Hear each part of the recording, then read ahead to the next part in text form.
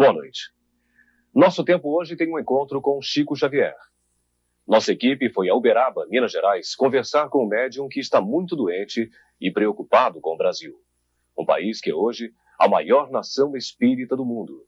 São quase 7 milhões de adeptos de uma doutrina que vê a morte como transição para uma nova vida. Muitas vidas. Nesta pequena sala da Federação Espírita de São Paulo, um grupo de médiums incorpora os espíritos dos mortos. Eles querem se manifestar através dos vivos, contar seus dramas, mandar mensagens. Perto dali, no Teatro Ruth Escobar, em São Paulo, um grupo de atores se prepara para viver também outras vidas. São os atores de Laços Eternos, uma peça espírita que em pouco mais de um mês levou 10 mil pessoas ao teatro. O diretor da peça, Renato Borghi, um dos fundadores do legendário Grupo Oficina, diz que não foi simples enfrentar pela primeira vez um tema espírita. Tive muitos problemas de aproximação, tive muitas dúvidas, recusei algumas vezes, propus fazer modificações, enfim, uma série de coisas assim, de resistência de entrar no assunto. Essa resistência foi se desfazendo à medida em que, saindo do camarim, cada um deles mergulha num mundo em que vida e morte estão entrelaçadas no mesmo espaço e tempo. O ator Fran Carlos Reis também foi tocado pela magia de um texto psicografado, ou seja, ditado por um espírito através de um médium. Ele não é espírita, mas se apaixonou pela doutrina. Quando você vê um menino nascer filho da Carolina de Mônaco e outro nascer na favela do Pinto, você fala assim, alguma coisa tem que ter. Não é possível isso acontecer ao acaso. Então comecei a me interessar pelo espiritualismo. Nascer, morrer, voltar a nascer. Assim é a lei do espírita. O ator Rodolfo Botino diz que está decifrando esse enigma através da peça Laços Eternos. É uma história de amor ao longo de 250 anos, mais ou menos. Eu faço antes um barão, do século XVIII, que volta reencarnado como Roque, que é um rapaz pobre, tal, que vem então resgatar tudo de mal que ele tinha feito, né, nas vidas anteriores. Mas terminam felizes juntos no plano superior. Eu sei que é muito forte a dor da separação daqueles a quem amamos, mas você não deve se revoltar.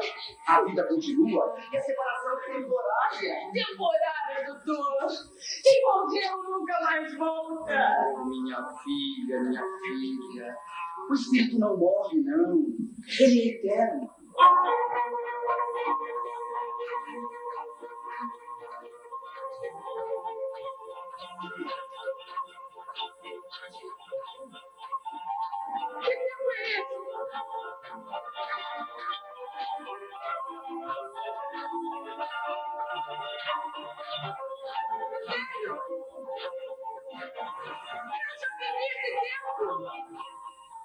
Eu espero que ajude muita gente que não acredita muito nos planos astrais, essa peça. Eu senti uma energia, uma vibração muito forte, muito positiva. Acho que é importante para abrir os olhos, alertar e até auxiliar muita gente que está meio perdido nesse mundo.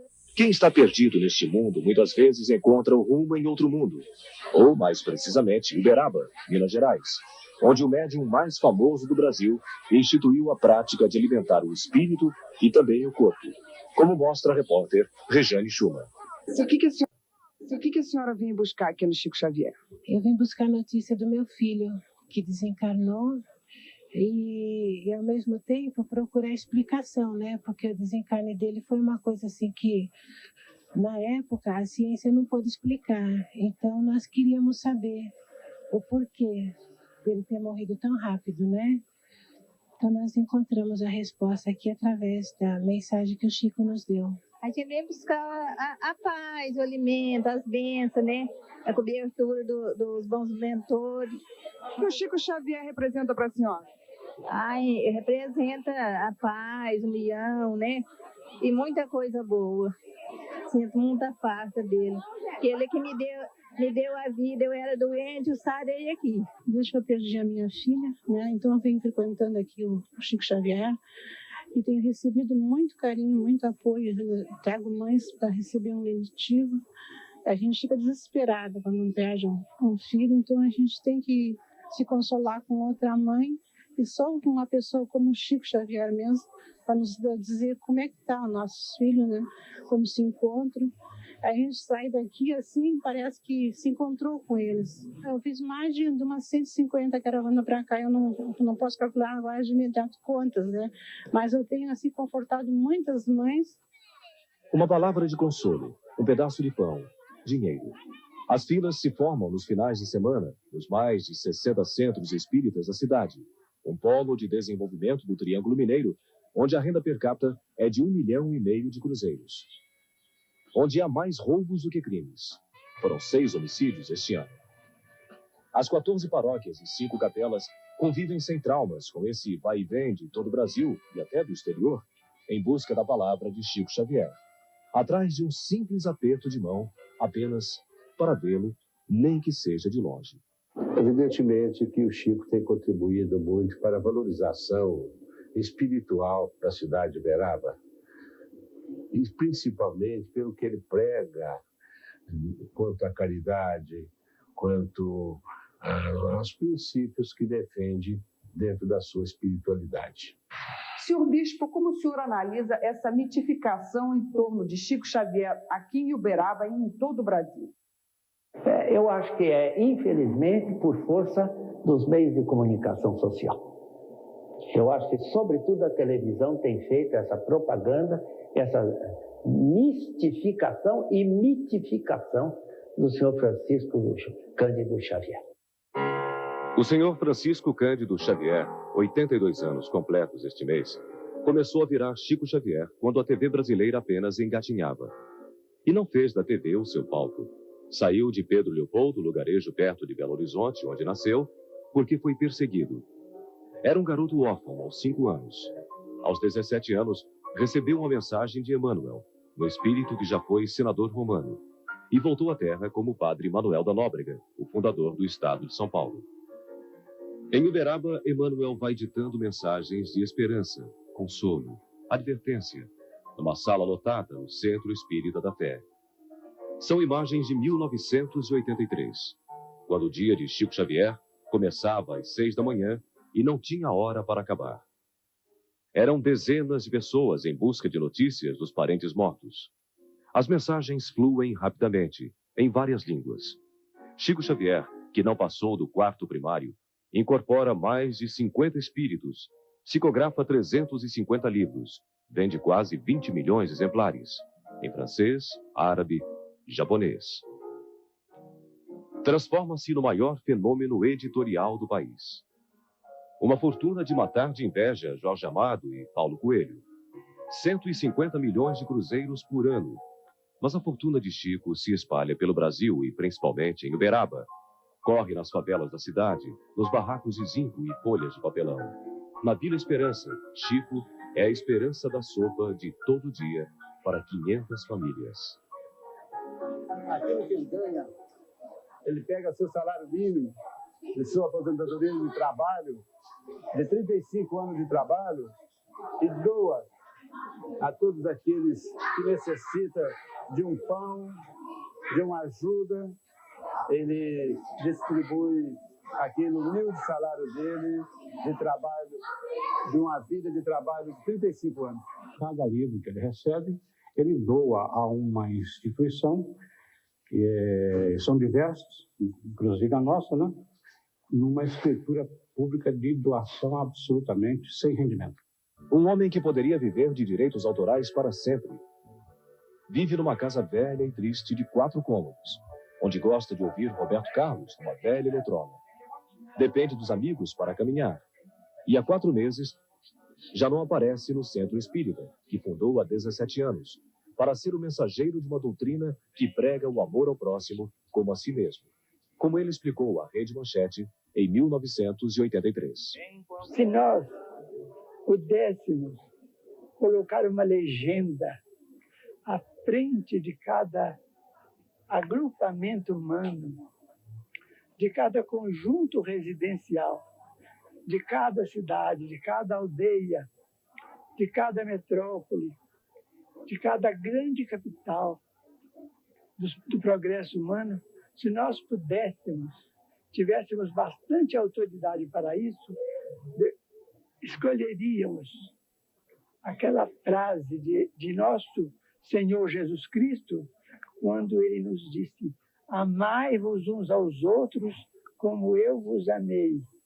Eu não tenho preconceitos contra nada, contra negro, contra travesti, contra pobre, contra rico, sabe? Ele é super um pai, ele é o segundo Deus, entendeu bem?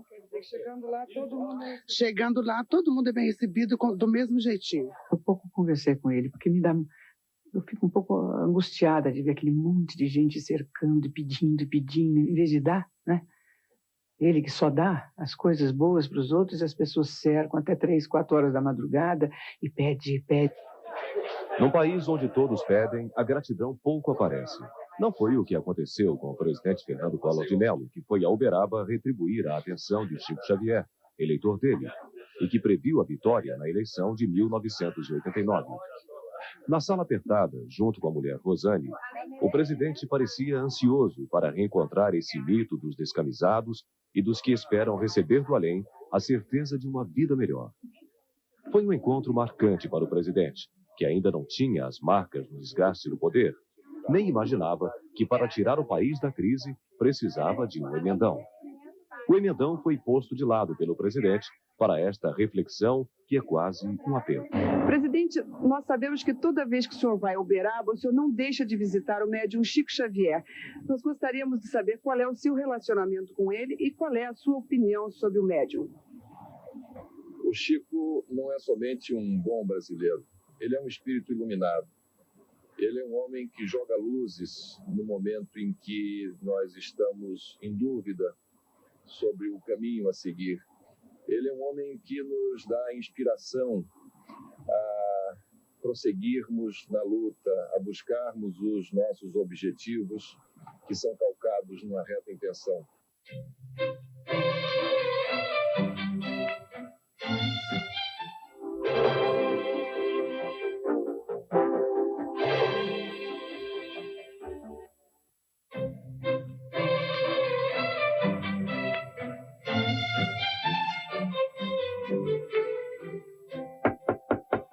Meados do século passado.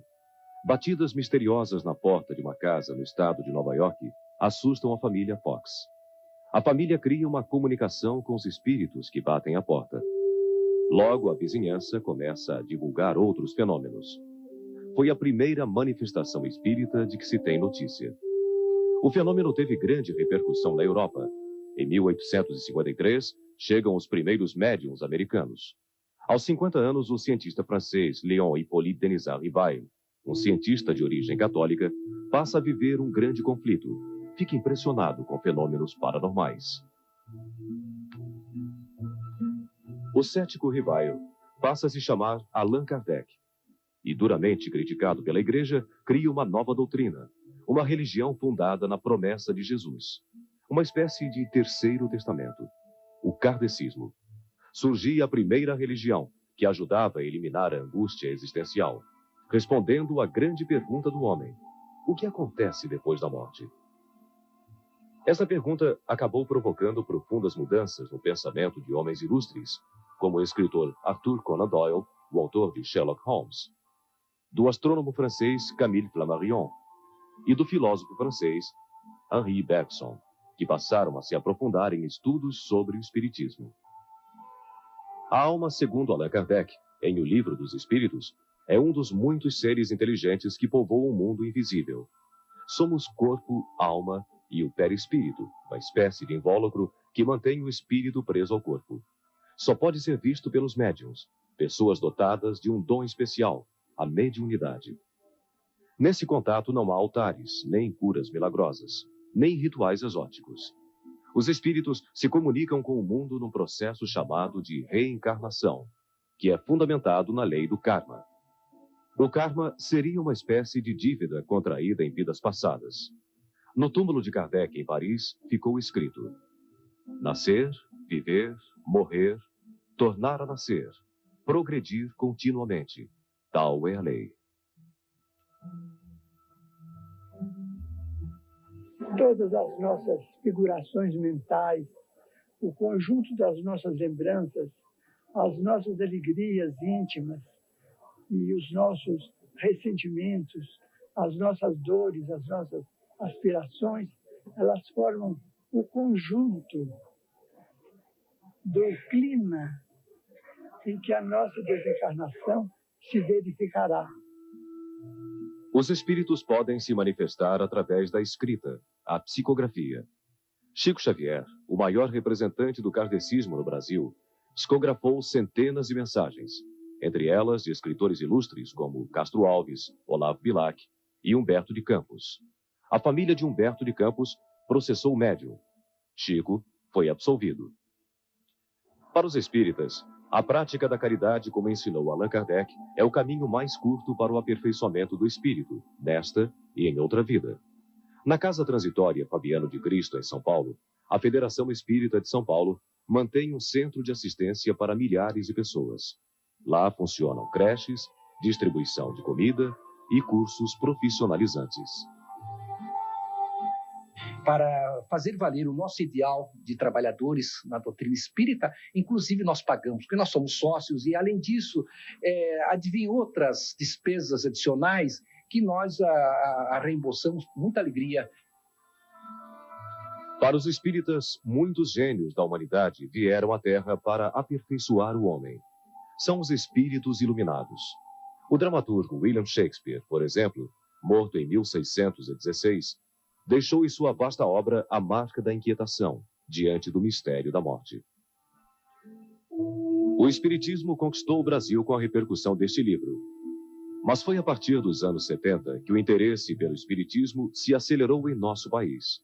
Há uma década eram oficialmente 1 milhão de adeptos. Hoje são cerca de 7 milhões e 3 vezes mais de simpatizantes que formam a maior nação espírita do mundo.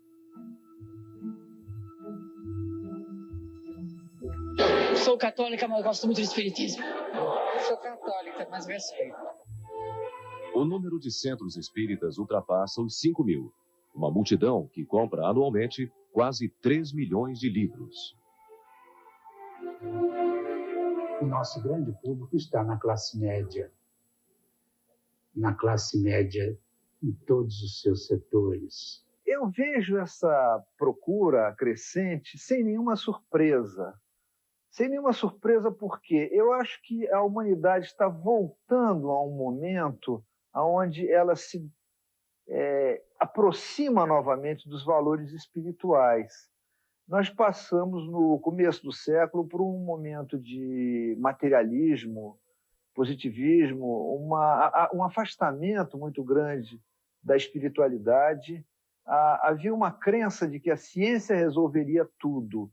E acho que agora está na hora de se resgatarem os valores da espiritualidade. O valor da espiritualidade ultrapassou as fronteiras da religião, chegando às universidades. Numa delas, a Unicamp, em São Paulo. O neurologista Nubor Fakuri realizou pela primeira vez um congresso abordando cientificamente o espiritismo. Foi há 5 anos e provocou muita polêmica. Eu tenho a impressão que ali, ao se reunir físicos, matemáticos e engenheiros interessados em discutir o processo de interação entre matéria e energia, foi possível nós introduzirmos dentro desse ambiente de discussão a chamada interação cérebro-mente. Diretor do Instituto do Cérebro, que funciona no Hospital Irmãos Penteado, o Dr. Fakuri tem uma alternativa para os males que afligem o povo brasileiro. As cirurgias espirituais só estão sendo feitas exatamente porque está faltando médico aqui, do ponto de vista do campo físico, para fazê-las. Para uma nação que se diz católica, a contradição não para aí, nem cessam as divergências. Em matéria de doutrina, nós estamos diametralmente opostos, porque a doutrina católica, evangelicamente católica, é uma doutrina que não se coaduna com a doutrina espírita. Seria a mesma coisa que roda quadrada.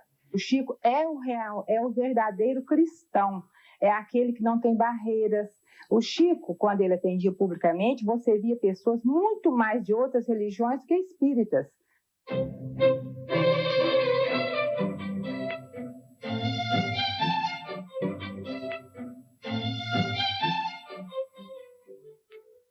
Para matar examinar antes, examinar depois, a fim de a si mesmo poupar-se, o homem dificilmente encontrará seu caminho. Somos responsáveis por nossa tragédia e por nossa glória. Assim diz Chico Xavier, num dos momentos mais emocionantes da peça espírita Além da Vida, um dos maiores sucessos do teatro brasileiro. Em cartaz há 10 anos, atrai milhares de espectadores pelo Brasil afora, com uma montagem simples, em que os atores não são apenas intérpretes, mas também mensageiros do além, de vidas passadas que voltam da morte para tentar explicar suas vidas.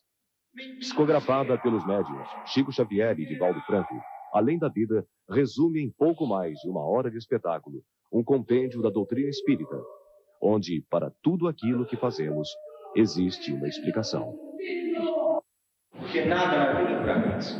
Até essas feridas que lhe queimam a pele como fogo, elas têm uma história, elas têm significado. Deus, mas que crimes tão terríveis cometeu este homem, a ponto de pagar tanto a tantos e amortizar com uma só dívida? E a família dele teve alguma ligação com todo esse drama? Sim, é um drama, isso você muito bem, em que ele foi o triste protagonista. E os outros personagens que se envolveram nessa tragédia, vocês vão conhecê-los agora. Eu sinto remorso. Invade uma sensação de alívio em minha alma. Eu adoro crianças, eu juro. Os atores mensageiros dos espíritos que Chico Xavier recebe procuram explicar a teoria da reencarnação e do karma. Com casos simples, onde os espíritos até se identificam por nome e idade e mostram seus dramas na vida terrena. Uma mulher fez aborto e, na visão da doutrina espírita, vai reencarnar para pagar sua dívida com o filho morto. É a lei de causa e efeito. Uma teoria que pode explicar tudo. Por que alguém é rico e infeliz? Por que nasceu pobre? Ou por que tem uma doença incurável? Ou ainda, por que é homossexual? Depois de longo período de sofrimento no plano espiritual, depois disso, ele retornou à matéria. Ele retornou à matéria, mas só que dessa vez no corpo de mulher. Por ele mesmo escolhido, para que ele pudesse valorizar a condição feminina. Aos meus 20 anos, eu já tinha cometido um homicídio. Eu já tinha matado uma pessoa, eu cumpri pena na cadeia pública local e em várias outras cadeias que eu tive passagem por tráfico de droga, por uso de droga e bebida alcoólica. Luiz Abraão da Silva não foi o único que se purificou através da palavra de Chico Xavier. Em Uberaba, o vereador da cidade, Jesus Manzano, julga estar pagando uma dívida com o alcoolismo, através da mensagem de Chico Xavier. Durante 22 anos, eu fui um bêbado dos mais nojentos que a cidade possuía. Eu fui um bêbado de dormir na sarjeta, de judiar da família, de abandonar a família. Hoje, a minha vida se transformou. Hoje, eu trabalho única e exclusivamente para servir os menos favorecidos pela sorte. Ela vai perseguindo um transeunte bêbado que passava mais ao longe. Só que ela o vai perseguindo até matá-lo. Até matá-lo, sem compaixão. Mortos que caminham. Mortos que têm culpa. Vivos que querem se comunicar com os mortos. Em Uberaba, ou muito além de Uberaba, nada é impossível. A morte do meu filho foi em Porto Alegre, na marquise da zona de Arapuã. O meu filho ia passando e a metade da marquise já tinha caído. Então ele viu uma menina que estava ainda a marquise por cair em cima dela e ele pulou para lá e salvou a menina, retirou a menina e quando foi buscar a avó da menina, ele ficou. E era o PM, Oscar Silva da Silva. A senhora chegou a receber alguma mensagem do seu filho? Já recebeu uma mensagem. E a mensagem dizia que ele estava muito bem, né? E a gente começou a entender que existe uma vida depois da morte, né? Existe uma vida depois da morte. Aí a gente vai ficar mais conformada, né? A mim parece também que mesmo inconscientemente, a tragédia está sempre presente na vida dele. Claro, ele cometeu crimes, está registrado no consciente dele. Depois que ele desencarnou, ele passou um período muito longo nas áreas inferiores da espiritualidade, completamente louco, completamente desnorteado. O poder de se comunicar com os mortos envolveu Chico numa decisão judicial polêmica, que teve repercussão internacional, como conta a repórter Rejane Schumann. Em 1980, o bancário João Francisco de Deus foi acusado de matar a tiros a mulher dele, Gleide Maria, ex-Miss Mato Grosso do Sul. Eu contava às pessoas que tinha sido um acidente de carro que tinha ceifado a vida da minha Gleide Maria.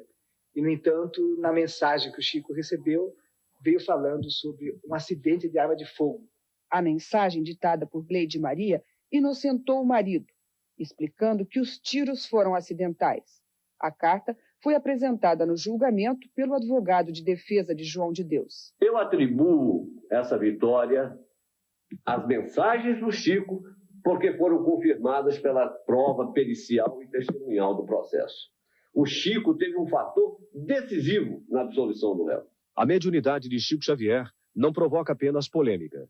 Causa espanto até mesmo aos que nunca se interessaram pelo espiritismo, como aconteceu com o filho da atriz Cacilda Becker, Luiz Carlos Becker, o Cuca. Cacilda morreu em 1969, depois de brilhar 26 anos nos palcos, como a dama do teatro brasileiro. 10 anos depois, Cuca teve o primeiro contato com a mãe, através de Chico Xavier, em Uberaba. À noite, o Chico começa a psicografar. Eu sentado assim na ponta da mesa, tinha uma intuição muito esquisita. A Cacilda está escrevendo. Eu jamais esperei uma mensagem da Cacilda. E ao terminar a reunião, realmente o Chico disse: olha, a sua mãe mandou uma mensagem. Lá, onde nos reencontraremos, todos seremos iluminados pelo eterno resplendor. Cuca, meu filho, Dorita, filha do coração, amem-se tanto quanto os amo, com as minhas penas e com as minhas alegrias. É absolutamente o estilo da Cacilda e responde, à época, aos questionamentos, às perguntas que eu teria, ou melhor, eu teria para mim mesmo, dúvidas que eu sentia, e foi extremamente fiel e, enfim, é Cacilda Becker em todos os sentidos. Eu nasci em Pirassununga, estado de São Paulo, no dia 6 de abril de 1921.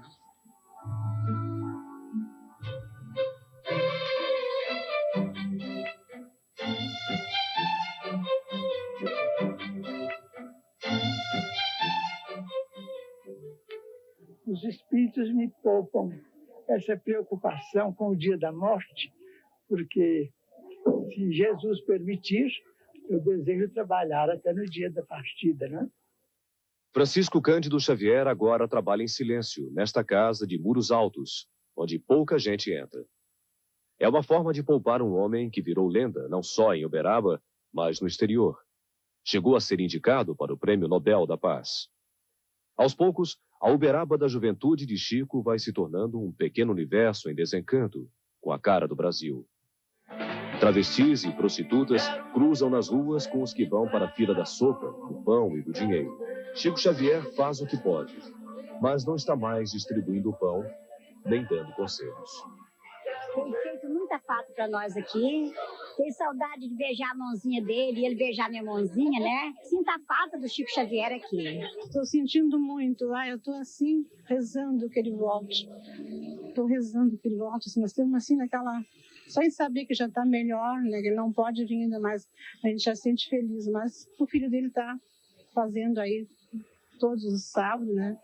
O filho adotivo de Chico Xavier, Eurípides, tenta substituir o pai.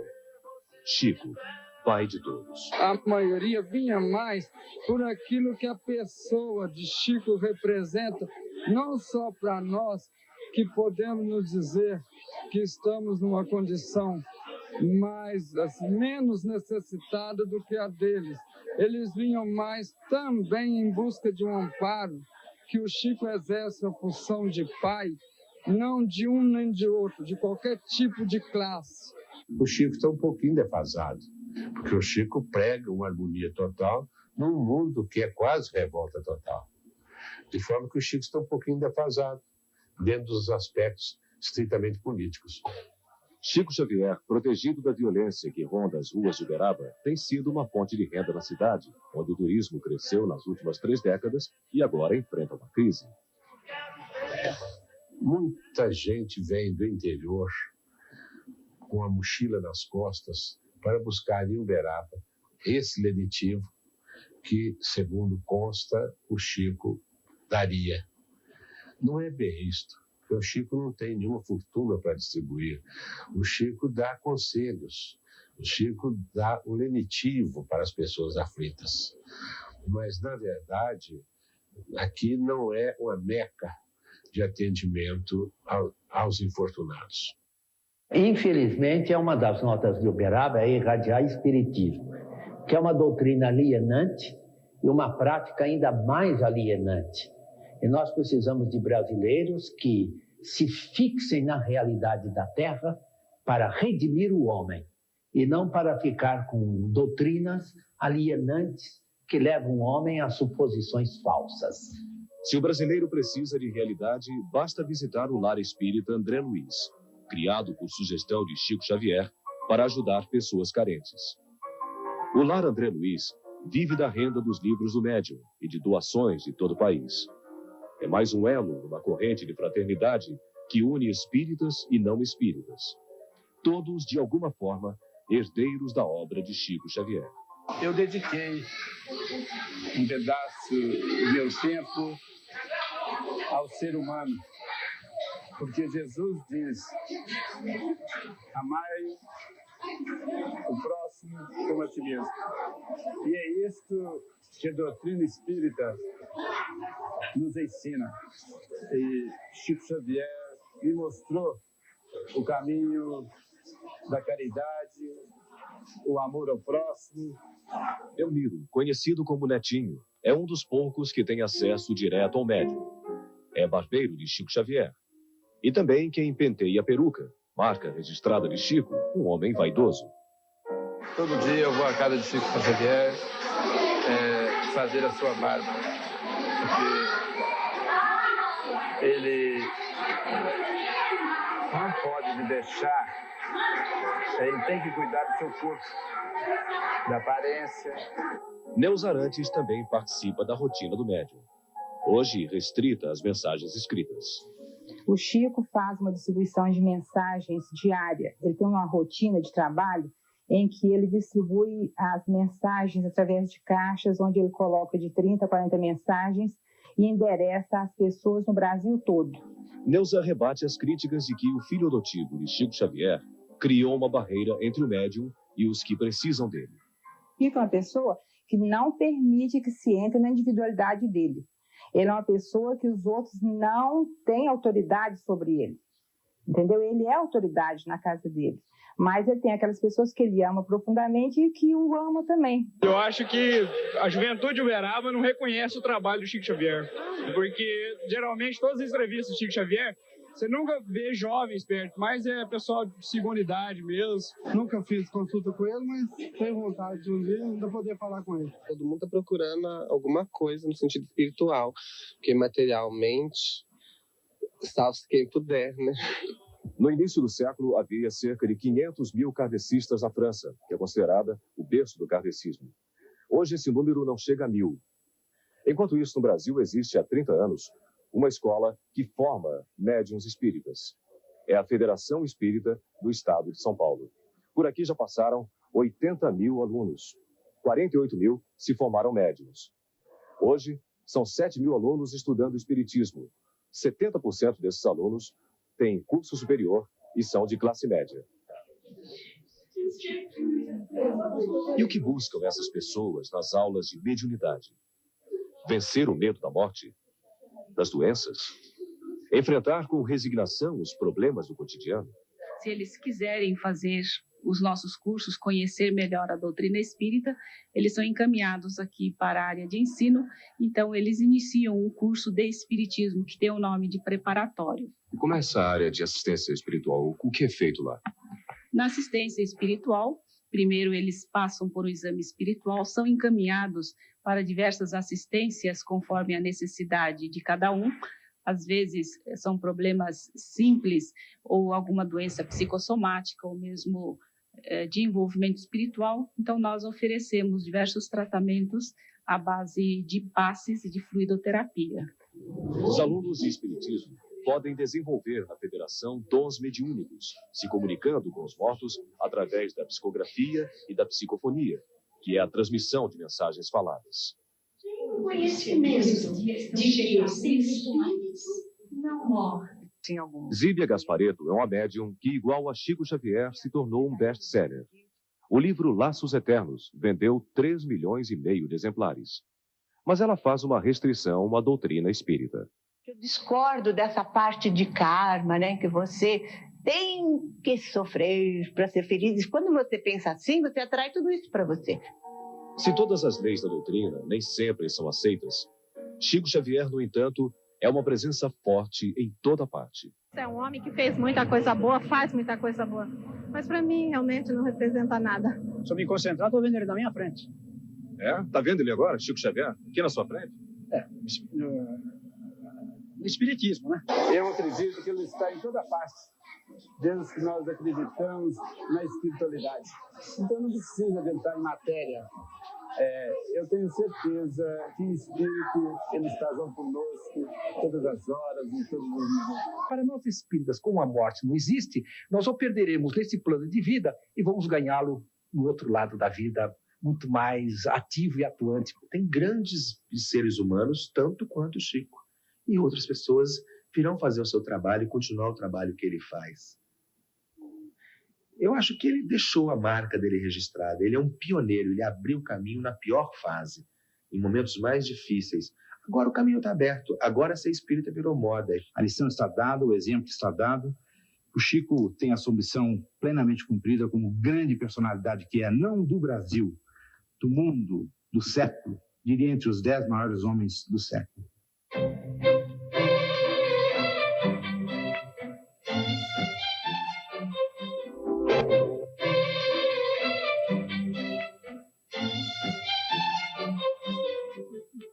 Aos 82 anos, Chico Xavier, como dizem os espíritas, se prepara para desencarnar. Na casa humilde, no Parque das Américas, em Uberaba, este é um momento raro na vida dele. Junto dos amigos, ele brinca e conversa, esquecido da dificuldade de falar e enxergar. Sofre de labirintite e angina. Teve 3 infartos e só este ano 3 pneumonias. Por causa da doença, foi criada uma verdadeira barreira em torno do médium mais famoso do Brasil. Para chegar até ele, a equipe da Rede Manchete precisou seguir alguns conceitos da doutrina espírita: paciência, humildade e perseverança. Mas depois de uma longa espera, Chico Xavier, apesar do sofrimento do corpo, se revelou um homem bem-humorado, que não resistiu a uma provocação da repórter Rejane Schumann. É que o Espírito escreve, medita, não cobra nada. Como é que eu vou cobrar? Eu não vou cobrar nada. A repórter Rejane Schumann pede então que ele fale do Brasil, de nossos problemas, de nossa crise. Mande uma mensagem de esperança para os brasileiros e para o presidente Collor. Chico Xavier faz uma pausa e se concentra. É difícil entender o que ele diz, mas a palavra flui. Talvez não seja Chico quem fala.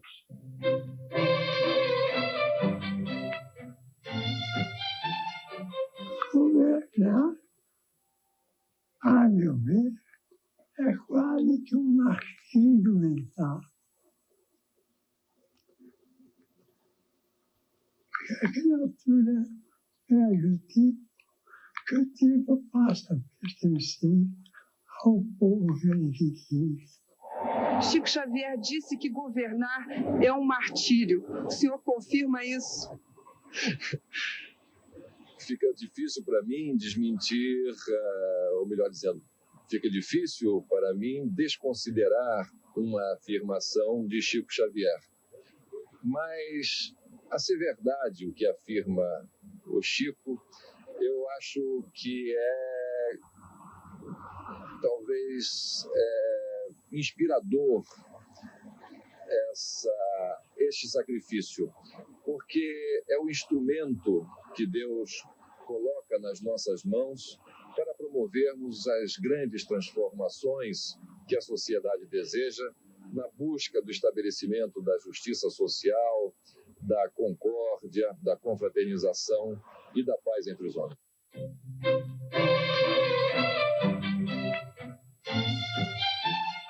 Chega a desconsideração dos mais dignos. Chega o esquecimento daqueles que trabalharam ou que estão trabalhando por uma terra melhor.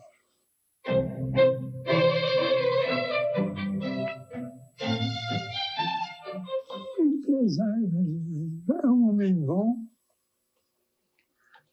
Eu também fui operário de fábrica. Trabalhei perto de uma máquina chamada agredor. Recebi o algodão em rã e depois dividi entre os tiratórios. Eu trabalhava nos tiratórios e era muito feliz. Quando a gente escuta um grito de guerra soa em qualquer parte do mundo, seja no Iraque, na Constantina, na Rússia, na Inglaterra, na França,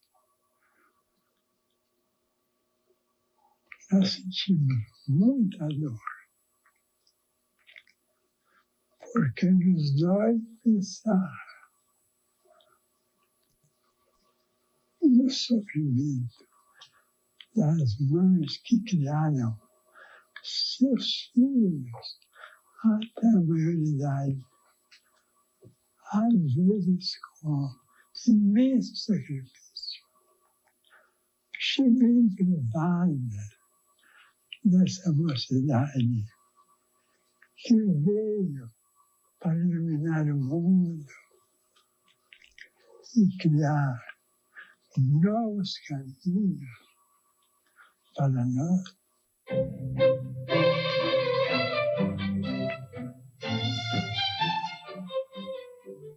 Isso tudo no Brasil, a gente lê e impressiona,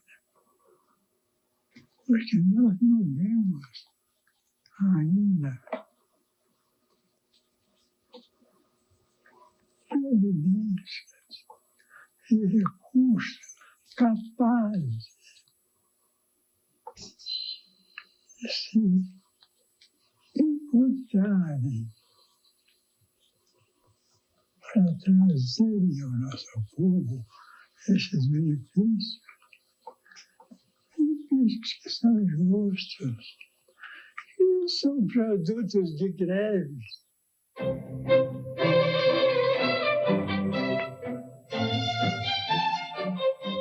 Eu creio que se nós, como povo, fôssemos educados para a tolerância recíproca, para o respeito à autoridade, para o trabalho persistente, sem conflitos entre empresários e trabalhadores, se nós todos nos uníssemos para compreender a necessidade desses valores espirituais na vida de cada um ou de cada grupo social, nós seríamos realmente um país extremamente venturoso.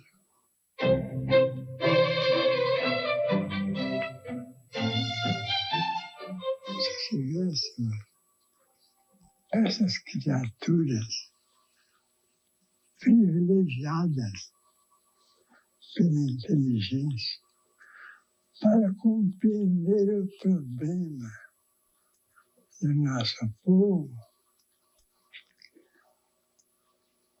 nós teríamos encontrado, ou estaríamos encontrando, uma vida de muita progresso, cultura, alegria e, sobretudo, paz.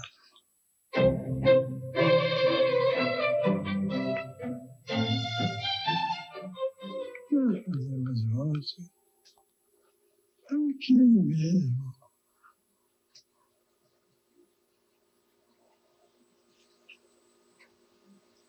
da coragem, da renúncia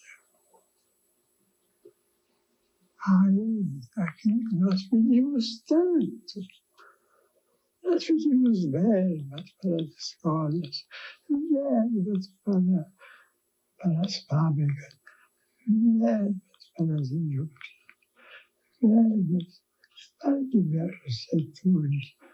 Por que não pedimos também a Ele que nos ajude com o espelho que nós precisamos mirar o nosso presente para mirar o nosso futuro.